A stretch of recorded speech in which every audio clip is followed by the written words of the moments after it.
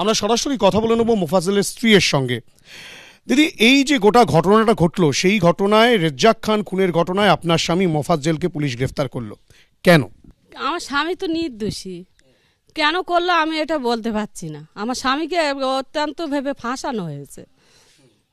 উনি তো আহসান ভাইয়ের সঙ্গেই ছিল, রেজ্জাক ভাই এই সওগাত মোল্লার সঙ্গেই তো ওই দিনই কলেজ মাঠে মিটিং হয়েছে।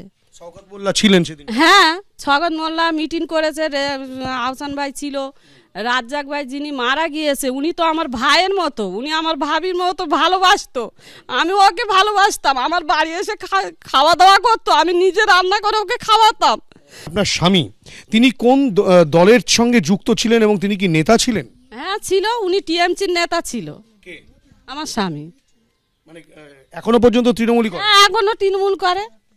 আমার শ্বশুর আদি কংগ্রেস, আমার স্বামীরাও কংগ্রেস করতো, যেখান থেকে আবার তৃণমূল শুরু হলো সেখান থেকে তৃণমূলই করে। এই যে তৃণমূল কংগ্রেসের নেতা কেন বলছেন, উনি কি কোনো পোস্টে ছিলেন এখানে? হ্যাঁ, উনি এই বুথের পঞ্চায়েত মেম্বার হয়েছিল, হয়ে উনি সভাপতিও কি উনি? হ্যাঁ, উনি এই বুথের সভাপতি।